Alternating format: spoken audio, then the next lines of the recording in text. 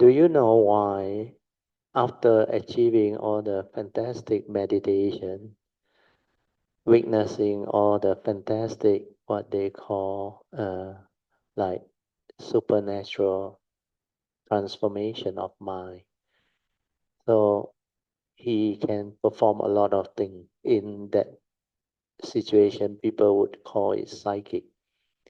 Then in the middle of the night, suddenly everything is like broad daylight. Inside and outside of the monastery is like, it is so clear to him with all the brightness. But these are what we call the 50 Divan Samadhi. In the Mahayana Sutta, there is a sutta that is called Surangama Sutta, where inside it is explained, 五世音魔, the 50 Divan Samadhi, they manifest through the aggregates of mind. Every aggregate got 10, 5 aggregate 50. So this light manifestation is very common within the teaching. So despite all this, he knew that these are mind state, not wisdom. That's why he did not get attached to it. Then what happened was, despite having all those fantastic progress and fantastic meditative experience, how did he become enlightened? After that hot boiling water spilled and burned his finger. You know what happened at that instant? Where you have your senses tactile. He was in a state of shock. And what happened? Suddenly no thought. No thought. Then natural reflex, he released. Not to say he purposely released. His finger just give way and let the cup drop. But at the instant where he has no thought, that is his true mind, the silent mind. Then when the cup reached the floor and cracked, that vibration, the cracking vibration, trigger of enlightenment. So in his poem, he said, a cup fell to the ground with a sound clearly heard. Means what? The awareness nature heard it. As space was pulverized. Means what? There is no more space. That's the mundane mind, all gone. Then there is no more space. Then this mad mind, which is the mundane mind, came to a complete stop. Understand? So space pulverized means there is no mind at all. That's why he cannot find the mad. He called it the mad, mundane mind. He said the mad mind came to a complete stop. Means he realized what? Cessation of form and mind. That's how he awakened. So this poem is very beautiful. Yeah. So a lot of cultivator doesn't understand. When you strive very hard, you want to realize, you want to achieve. That striving is still a thought behind, you understand? That's why it cannot cease. Like Sun Xiu, strive very hard, polish until it shines, until no dust can lie. But the real realization is not striving, not like striving with the thought, holding on to the thought and try to realize. That's why even in the Thai tradition, Ajahn Chah, you visit the temple, Wat Papong, and Wat Pat Nanachat, the branch temple of the English Western disciple of his. He wrote there, don't try to be an Arahant.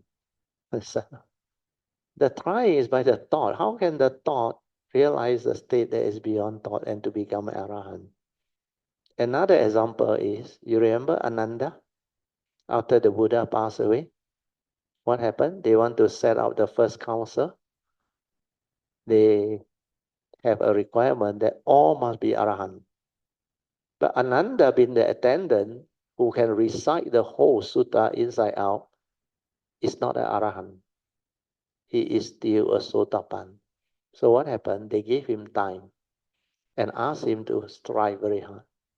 He tried until almost dawn already. The next morning is the first council. So Ananda also tried his very best. And he decided to give up. Then what happened? He lie down and want to sleep or rest. Before his head hit the pillow, he became an Arahant. You realize? When there is no more striving, when you can be the way it is, just let things be. The mind must be in that state of awareness, silent. Then with the wisdom already developed, that it will cease by itself. Cessation cannot be forced, understand? You cannot look for Nibbana, understand? Nibbana is to be realized when the causes and condition is fulfilled. That's why the mundane mind that realizes itself and cease. I still remember in the year 1989, I contemplated, reflected, and meditated until I understood all the Dhamma inside out. But I never like them wait for the moment. What happened was I came to know that all these are dependent originating condition Dhamma, not real, not what you think. So finally, I contemplated the three periods of time, past, present, and future. Then I realized everything is within the mind, like the Buddha said. Mind is the forerunner of all things. Mind is chief. When mind arises, all things arise. But all these are dependent originating, empty, no mark, not real. Understand?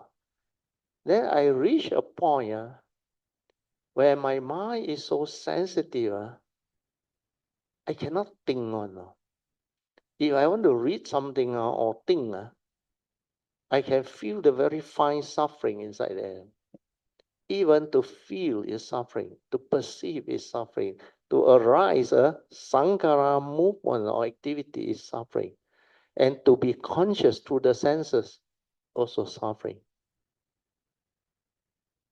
When I reach that state, inside the wisdom tell me, think also like that, don't think also like that. What for think? Then inside my nature tell me, you want to suffer? Think lah, work lah, use lah. So naturally, I reach that state and I just let things be.